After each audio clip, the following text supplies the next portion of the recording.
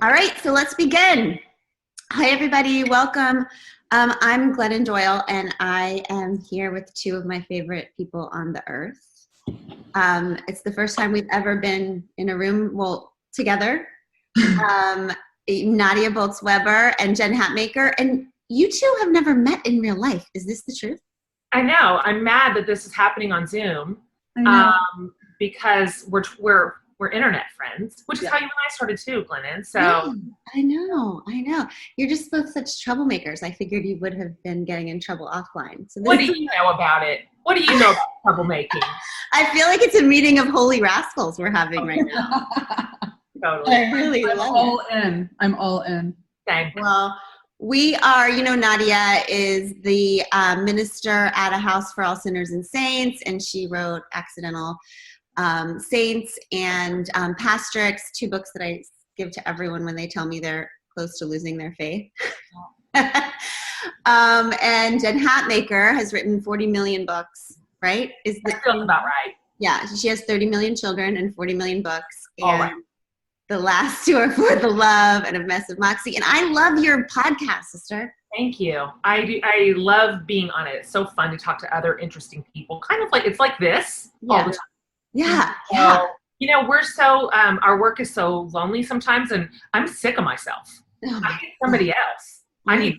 So freaking sick. I don't want to. What else do I know? I don't know. I've said everything I know. Zero things. Yeah. We didn't really know much to start off with, and we've still been talking for 10 years. Okay, so the reason that we are each here, is because of one woman who we are all in love with. And her name is Austin Channing Brown.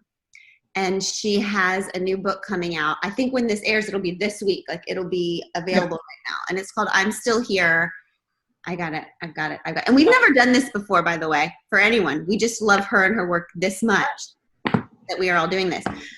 So I'm going to just start off and tell you guys how I came to know Austin, and then I'm going to turn it over, and Nadia and Jen are going to talk about some beautiful things from the book and what it got them thinking about. So Jen, I've told you this story before, but I don't know, a couple years ago, something dramatic happened in the country having to do with race. And that evening I sat down with my kids and I started showing them pictures of some civil rights marches and Dr. Martin Luther King. And my little one said, so Mommy, would we have been marching with them back then?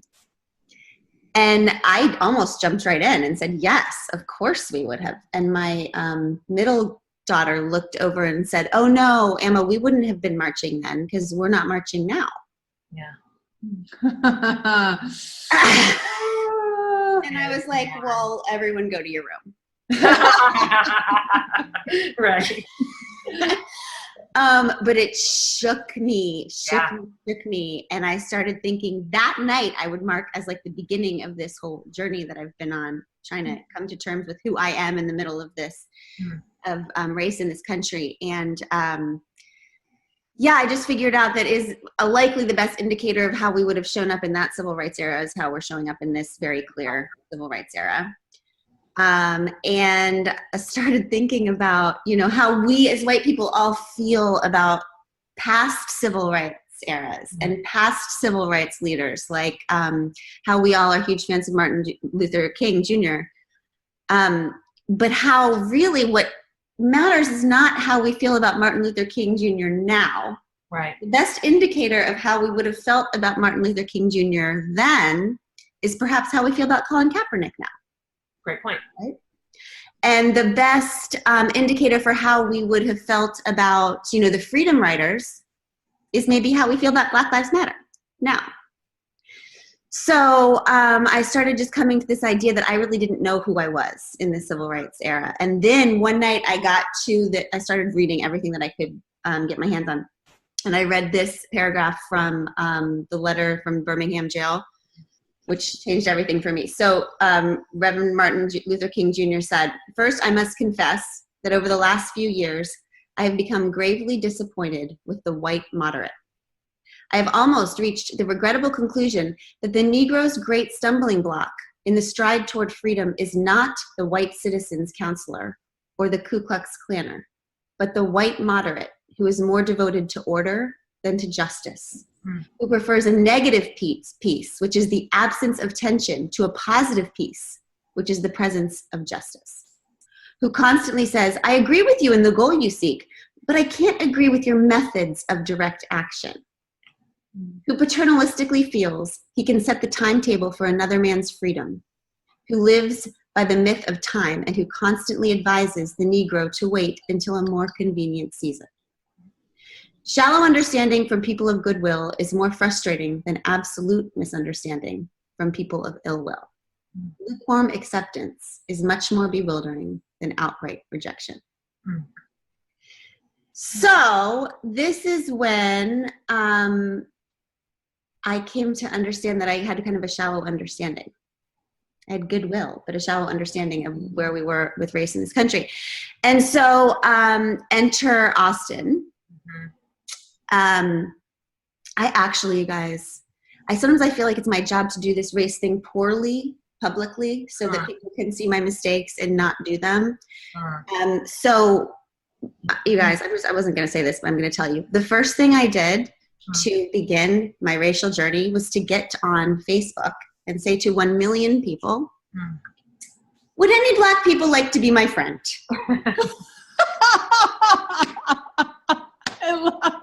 Come one, come all. This is a true freaking story. Yeah. As if the solution to systematic racism in our country was if I would just have some Black friends. Sure. Right? And then maybe they could teach me everything. Right. And invite me to their house. Right. And hopefully exonerate you. Oh my God, for sure. Yeah. Because I am nice. You're nice. Kind, sweet. So I will tell you that what happened as a result of that misstep was a lot of anger and confusion. And additionally, a group of fierce women of color who just took pity on me. Who came together and were like, you are a fool, but you have potential. And just started kind of pointing me in the right direction. So Austin was one of them. I fell in love with Austin for her ferocity and her wisdom and the way she, God, I don't know, just the way she lives out loud and shares her heart and her brain at the same time online. And then I got to know her personally, and just as a woman, I just absolutely adore her. Just as a mother and a friend. My favorite kind of women are the ones who are like super, super fierce, but also really tender. Because I am a snowflake. I'm like I'm like a drop of water.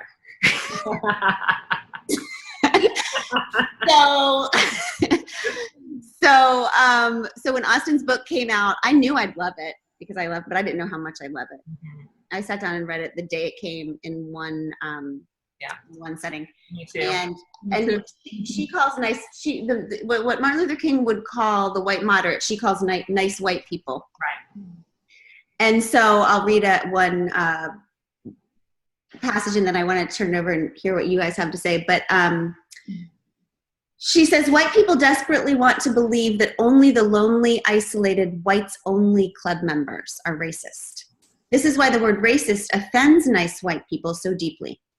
It challenges their self-identification as good people.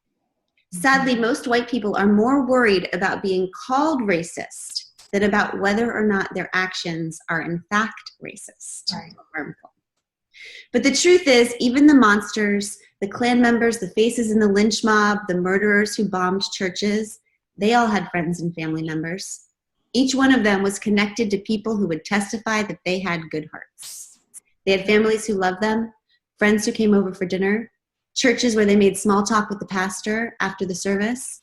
The monster has always been well-dressed and well-loved. Oh. Damn! I know. So what are your thoughts? What parts did you fall in love with in this book? Well, I want to just talk about that part you read, because I think it's so key. And Austin is, she has this beautiful economy of language that just kind of slices you and you're like, wow. And you're sort of stunned by the precision of the incision. Yeah. Mhm. But doesn't that sort of get at the heart of it too? Especially if you were raised in a home where you were taught that it was wrong to be racist, like you were, your parents said, "Oh yeah, it's wrong." So then, if all of a sudden people are saying, "No, you still are," you're like, "But I was taught it was wrong, and I do all the polite things, Mhm. like I do the polite good things, and so I can't be." And so to sort of have this incriminating thing said about you makes you defensive, right? And oddly, I mean, my story is similar in terms of it has been women of color who have taken the risk to be my friend. Yeah. Who have been my teachers and have sometimes gone, "We can't be your teachers anymore. You need to educate yourself and figure out what books you could be reading and what conversations you could be having." But letting go, a lot of the challenges we face in life have to do with, are we willing to let go of a cherished notion we have about ourselves? Because often that's where real change ends up happening, and yet that's where we're the most resistant. So it's hard to hang on to your idea of like, "Oh no, I'm a good ally, I'm not a racist," and do any kind of work around this. It's like we have to be willing to let that stuff go, and then that change can happen incrementally. What's so hard about it is systemically, our entire culture is predicated on white centeredness. It is. We're at the center of every policy. We are at the center of every dialogue. We are at the center of priority and preference. And for someone like me, who was kind of raised in a fairly homogenous environment, I literally had no other experience. So when a teacher like Austin comes in and disrupts that sense of place and what I would have said, well, sure, we're obviously post-racial. Like, we don't say mean words anymore. I would have practiced that white niceness that Austin sort of exposed. But it takes some work to uncenter yourself. It's not easy. This is like not easy work.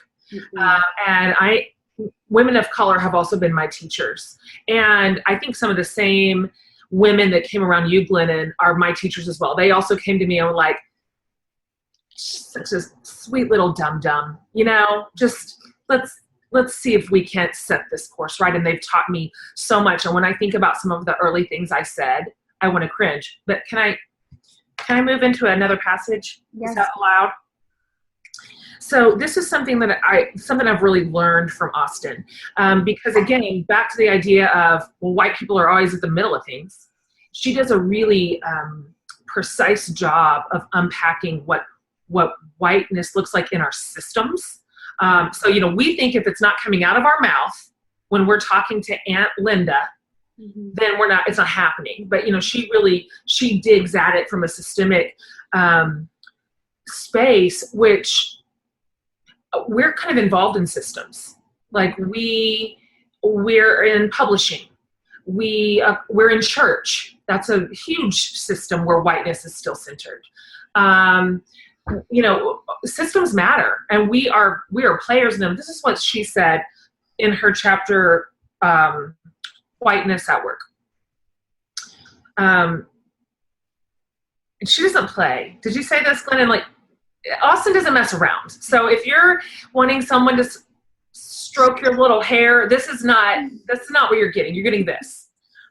White institutions are constantly communicating how much blackness they want. It begins with numbers. How many scholarships are being offered? How many seats are being saved for neighborhood kids? How many black bodies must be present for us to have good diversity numbers? How many people of color are needed for the website, the commercials, the pamphlets? But numbers are only the beginning. Whiteness constantly polices the expressions of blackness allowed within its walls, attempting to accrue no more than what's necessary to affirm itself. It wants us to sing the celebratory "We Shall Overcome," during MLK Day, but doesn't want to hear the indicting lyrics of Strange Fruit. It wants to see a Black person seated at the table, but doesn't want to hear a dissenting viewpoint. It wants to pat itself on the back for helping poor Black folks through missions or urban projects, but has no interest in learning from Black people's wisdom, talent, and spiritual depth. Whiteness wants enough Blackness to affirm the goodness of whiteness, the progressiveness of whiteness, the open-heartedness of whiteness. Whiteness likes a trickle of Blackness, but only that which can be controlled. Damn. Oh. It's just true. Yeah. It's just true. She just went at it. She's like, she went for the jugular because there is a degree of training, but I have this one Black friend, and that gives us just enough Kool-Aid to go, we're woke, you know? Yeah. And that's the difference between what we're getting, I think where we're getting to now, which is we're starting to understand that there's a difference between diversity and inclusion. Yes. Like diversity is there's enough different types of people at these tables, but only you four speak. Right? Well, the truth is, it's the white people still making that decision. Right. They're still in charge of the table. So the whole idea that diversity is white controlled, right? That it is ours to disseminate. It is ours to grant seats at the table. It is ours to pass the mic. Is gross and true, and I hate it. And these things, these are insidious, right? These are the threads of racism that have been woven into the fabric of our culture, into our language, into our history, into our relationships for so freaking long. Yeah. They're almost invisible. Like, I feel like when she goes for this, it requires such a deep examination, and I'm grateful for it. It's painful. It's really painful. But when I look around, I got some systems. I help lead a church. I'm in a publishing industry that favors white people. I speak at a lot of events that favor white people. So I am complicit in that if I'm not going to be an insider voice, eventually saying, knock, knock, how many people of color are going to be speaking at this event? Who's on your board? I'd like to know more about the planning team. Where is this going to be marketed? Then it doesn't matter how nice I am. I'm just complicit. This has to be called out. Yeah, and the other thing about the sort of the idolatry of diversity that white progressives have is that we use it as a PR campaign to ourselves about ourselves. Right? Like the like if we can get the right shades of people in the publicity photo, we've now justified our own existence, and we're exonerated from any guilt we might have about the fact that we've lived a life where we have benefited from a system of white supremacy every single day of our lives. We get exonerated from that if we can just do the right PR campaign by getting people of color to join our stuff. Great point. So do you mind if I do some of that history? Please do that. Okay, so if you're an American who travels abroad as like a speaker, you end up getting really particular questions when you travel in other what are called like Western developed countries. They get super confused, but they also get excited because they're like, oh, we have an American. We have to ask her the questions. So you're asked very common questions every time, which are, hey, can you explain a few things to us? Your gun laws, like mass incarceration and the death penalty. These are the three questions you're asked because these things seem insane to other countries where we have a lot of things in common, but we don't have those. And there's no way to answer that question without explaining the entire country was built on a doctrine of discovery and white supremacy. So he said that God wanted us to own Black bodies, that God wanted us to own native lands. And because of that, because that toxin is so deep in our DNA, we have these systems where we have to be able to shoot people, right? Or incarcerate them or kill them in some way. It comes from knowing that we got this shit from by some illegitimate means. And on some social, spiritual level within our psyche as a people, we have these laws set up to maintain it. And it comes at the price of people's lives and bodies. Right. So, okay, so the way she articulates this is stunning, I think, of course. She said, "We have not thoroughly assessed the bodies snatched from dirt and sand to be chained in a cell. We have not reckoned with the horrendous, violent mass kidnapping that we call the Middle Passage. We have not been honest about all of America's complicity, about the wealth the South earned on the backs of the enslaved, or the wealth the North gained through the production of enslaved hands. We have not fully understood the status symbol that owning bodies offered. We have not confronted the humanity, the emotions, the heartbeats of the multiple generations who were born into slavery and died in it, who never tasted freedom on America's land. We have not confessed that the end of slavery was so bitterly resented, the rise of Jim Crow became inevitable, and with it, a belief in Black inferiority that lives on in the hearts and minds today." Yeah. I mean, never have we really confessed our original sins, ever, ever. And nothing will change unless we're willing to do that. There was never a Truth and Reconciliation Commission, for any of it. And that's why the system that we're in is one of powers and principalities. That's what white supremacy is. And then for us, it's like, how do we fight against a system that's done nothing but love us back every day of our lives? That's right. I mean, I feel that is what you're getting at, is the whole, and especially since probably the people who are watching this are, I would imagine, Christian-y type people. It's that idea of trying to rise before the pain. Like we will not. There will be no resurrection together for this country until we collectively allow ourselves to be crucified. Right? That's the pattern of things. First the pain, then the rising, and there will be no peace until there is a reconciliation, until there's justice. Right? Until we all actually, and that's why I think as white people, like, this it does get heavy and we get overwhelmed, and what do? I mean, you just start learning. Yeah. You just freaking start learning. You just reach history. You let go of some cherished notions of yourself, right? Yeah. Like, so as a former drug user, if I was African American, I literally would be 6 times more likely to be arrested and thrown in prison. That's right. I was not 6 times more likely to use drugs, right? That whites and Blacks use drugs at about the same rate.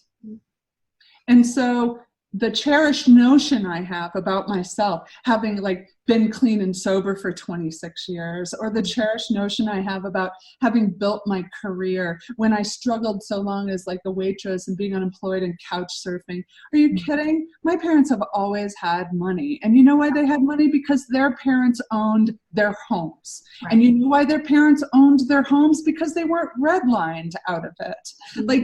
Like all of this stuff about who we are and what we have in our lives. I just have had to let go of some of these things that I've been told and believed for so long. Well, and you just realize at some point you're born on third base. So you're not going to pat yourself on the back for getting to home plate. Right. And many of us are not even issued a ticket to the ball field. That's right. And then we are pissed at them for not complaining quietly enough about not being let in the ball field while we celebrate on home plate. There are so many obstacles to this process, to this work, ultimately to this sort of struggle for what would be true equality. And Austin addresses that really well. And she talks a lot about white fragility, which is this sense that white people are just so precious about all this. They're so offended, which you were talking about earlier, Nadia, that anybody could possibly lay 1 ounce of lingering racism at our feet. And how dare they? We have a Black friend. Her name is Sharon, right? And I adopted Black kids. How could I possibly, right? And I really appreciate her unpacking white fragility, because as she also says, white people are exhausting. And this is one of the main reasons why, because we lay our hurt feelings at the foot of this conversation every time it rises. Like it's a not me idea. Like it's the same thing that MLK said in the letter from a Birmingham jail. It's this priority of the absence of tension. And I think, in my opinion, white Christians specifically, I think tension is one of our greatest deterrents. I think it keeps us out of the most important conversations of our day, because we don't want to hurt anybody's feelings. Yeah. We don't want anybody to hurt our feelings, and we don't want any criticism. We're literally afraid someone's going to be mean to us. Therefore, we stay silent. That's why I love this. And also, that's a very generous analysis, but it's also because people like status quo when status quo is serving them. Why would white people want to disrupt anything? That's what he's talking about, and with the absence of tension. Like, why would we want to make why would people for whom law and order is serving want to change the system? Totally. Even the phrase law and order is code. I mean, that's right. Yeah. So, okay, I want to read this thing she said, because she goes, our only chance at dismantling racial injustice is being more curious about its origins than we are worried about our comfort. Good. And I love that I'm going to just read this paragraph. She says, when we talk about race today, with all the pain packed into that conversation, the Holy Spirit remains in the room. This doesn't mean the conversations aren't painful, aren't personal, aren't charged with emotion, but it does mean we can survive. We can survive honest discussions about slavery, about convict leasing, about stolen land, deportation, discrimination, and exclusion. We can identify the harmful politics of gerrymandering, voter suppression, criminal justice laws, and policies that disproportionately affect people of color negatively. And we can expose the actions of white institutions, the history of segregation and white flight, the real impact of all white leadership, the racial disparity in wages, the opportunities for advancement. We can lament and mourn. We can be livid and enraged. We can be honest. We can tell the truth. We can trust that the Holy Spirit is here. We must. For only by being truthful about how we got here can we begin to imagine another way. That is mic drop worthy. It's such a beautiful invitation. It's such a beautiful invitation. And I think we just want, like what the three of us have talked about is we want all the white people to read this book, right? Yes. But it's also like, there's something about entering this work that is so, it's not all it's not all heavy and terrible and nasty. It's magic. Like I didn't feel like I was really coming to life until I started entering into this space and meeting the people I was meeting there and learning the true history of this country. My kids heard some nasty, and then you start to change. Like my kids heard some nasty language on the bus the other day. Somebody in the back of the bus was actually saying the N-word. And Abby and I had a long talk about it with the kids and then together. And it was so interesting because something finally has shifted for us over these months, which is that 8 months ago, we would have said to each other, we don't want our kids to say that. I mean, because they need to defend their Black friends. And now I realize, oh, no, I don't want them. I want them to say something so that my kids are not assholes. Like it has nothing to do with their relation to other people. They are not, it's because I want them to be anti-racist people. It's because I want them to be allergic to that, regardless of who's in the room. Because I want them that to be part of who they are. Does that make sense? Yeah, absolutely. And I would agree with you wholeheartedly that if we are unwilling to begin learning from our teachers of color, if we're unwilling to start doing the work and instead of the revisionist history we've been handed the majority of our lives, if we are unwilling to start widening our circles within not just our lives but in our systems, we lose. Like literally, we lose. We are the losers here. I think about it from a church standpoint.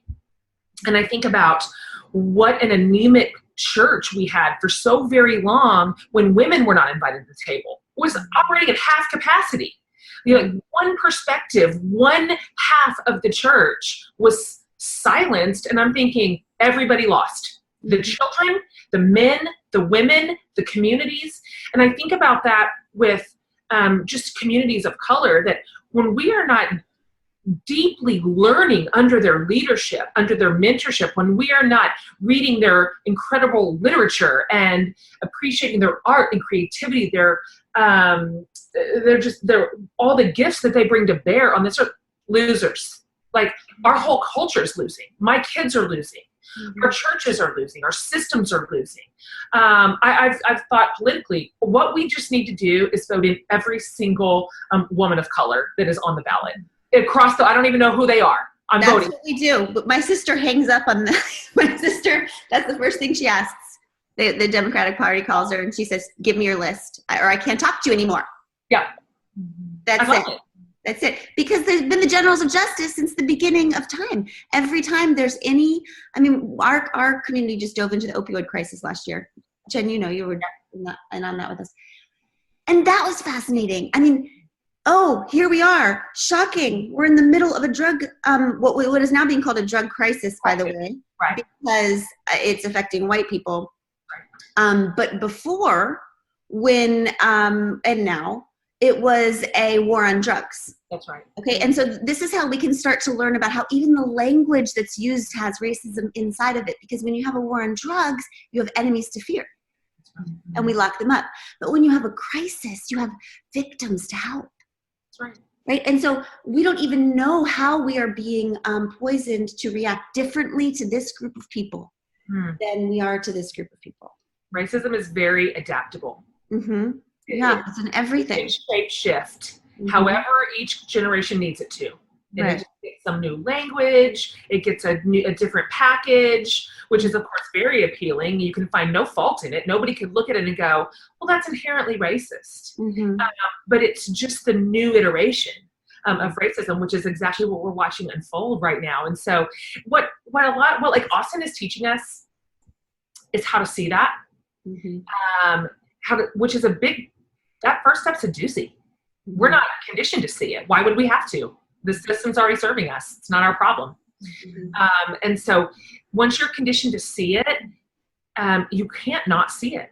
Mm-hmm. And so I'm too thinking, Glennon, about all the people that are watching this. And if you trust the three of us at all, you would know that we're not going to take the time to get on here and talk about this book if it's not meaningful. Mm-hmm. If we don't see this sincerely moving the needle forward on this conversation and putting a leader in front of you that you need to know. In other words, if every one of you does not buy this book, you're all dead to us. We're turning this thing around. And the other thing I do want to say about Austin's book is that it's helpful and agree with you. That was actually one of the things I thought of. This could move the needle. Wow. But Austin is just a freaking beautiful writer. Yeah. Like, I read books all the time that are teaching me, and I'm like, that's true. Learning. Here I am learning. Still eating my broccoli. Yeah, my broccoli. That's what we say all the time. Like, where's the candy? Because the broccoli's a lot. Yeah, she's a writer's writer. God, she's a memoirist. Yeah. And she's also a really powerful public speaker. So if you're watching this and you're putting together any kind of conference or some kind of leadership symposium, she would be a great keynote speaker. Agreed. Yeah. Great. You guys, we have to wrap this up now. I think we're going to try to get links on the bottom so that I hope everybody's been seeing them the whole time. Follow Austin on Twitter. Read her work, get this book. Okay, do you guys want to see something? Hi, this is my gosh. Why? Abby just got it. Thank you. Okay, having said that, do you have any last words, Ms. Hatmaker? One teeny last word, and I learned this from my sort of teaching community of color who brought us in and said, please, can we help you do better? One of their rules inside the community is when you are first starting the work, if you're kind of starting at nice white people ground zero, they absolutely require your silence for 3 months. You cannot say a word. You cannot respond. You cannot defend. You cannot jump in and give your opinion. You literally have to listen for 3 months until you can even say a single word, and they police it. That would have been so helpful for me. That's my point. Like, Much less sober. Like, Maybe to just sober. listen. Maybe we just listen. Maybe Yeah. not to 1 million people on Facebook right away. Just for example, like, you might be real glad that you didn't jump in with your thoughts and feelings right out of the gate. Yeah, I love You'll that be idea. surprised how much you can learn and how quickly. I also would just say there are a lot of women who have incredible books out there. I just read the When They Call You a Terrorist, which is a Black Lives Matter memoir, and Eloquent Rage. I mean, I think that there's, once you start, you'll find there's this whole trove of information and story out there, and art, all of it that is sort of hidden from us in our whiteness, you know. Yeah. But once you kind of peel up the corner, you're like, oh my gosh, what we've been missing. So anyway, I'm really grateful to you guys for the conversation, and of course to Austin. I do have a matching tattoo with her, Wild and Holy. There's about 8 of us with the Wild and Holy tattoo, so I love her to bits and believe in her 100%. So I love it.